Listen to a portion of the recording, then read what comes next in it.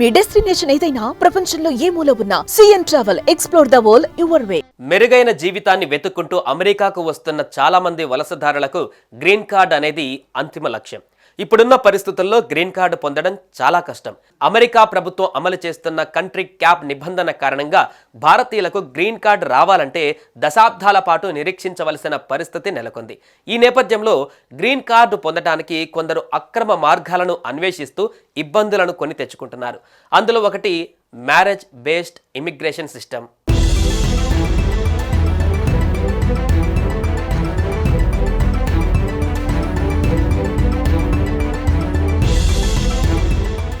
US immigration నిబంధనలను సక్రమంగా అనుసరించి కొందరు ఈ వ్యవస్థను సక్రమంగా వినియోగించుకుంటుంటే, మరికొంతమంది గ్రీన్ కార్డు ఉన్న జీవిత భాగస్వామి ఉంటే వారి ద్వారా పర్మనెంట్ రెసిడెంట్ హోదాను వేగంగా పొందవచ్చని కొందరు కలలుగంటూ మోసాలకు గురవుతున్నారు. 2023 సెప్టెంబర్ నాటికి అమెరికాలో భారతీయ వృత్తి నిపుణుల గ్రీన్ కార్డ్ బ్యాక్లాగ్స్ దాదాపు 18 లక్షలు దాటింది. వీటిలోని 10,70,000 దరఖాస్తుల ప్రాసెసింగ్కు సుమారు 134 ఏళ్లు పడుతుందని ఓ స్టడీ చెబుతోంది.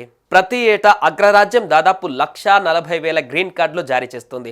పెరుగుతున్న పోటీ నేపథ్యంలో ఒక్కో దేశంపై అమెరికా 7% కంట్రీ క్యాప్ నిబంధనను అమలు చేస్తుంది.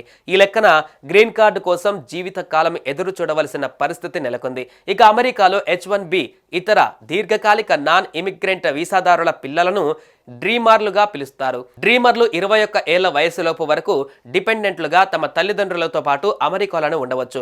21 ఏళ్లు దాటితే వారికి ఆ డిపెండెంట్ హోదా పోతుంది. ఈ చట్టబద్ధ వలసదారుల పిల్లల వయస్సు 21 ఏళ్లు నిండితే వారు అమెరికాలో ఉండడానికి అనర్హులు.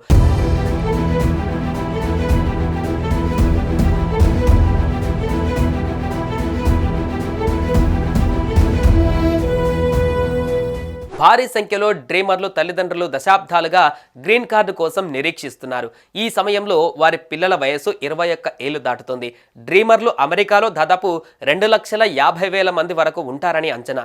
దీంతో అలాంటి వారు అమెరికాను వీడిపోవాల్సిన పరిస్థితులు ఏర్పడ్డాయి. ఇలాంటి పరిస్థితుల నేపథ్యంలో అమెరికాలో స్థిరపడి గ్రీన్ కార్డు సంపాదించాలన్న కలగానే మిగిలిపోతుందని భారతీయులు ఆందోళన చెందుతున్నారు. మరి ట్రంప్ ప్రభుత్వం గ్రీన్ కార్డు ఇష్యూని ఎలా హ్యాండిల్ చేస్తుందో చూడాల్సి ఉంది.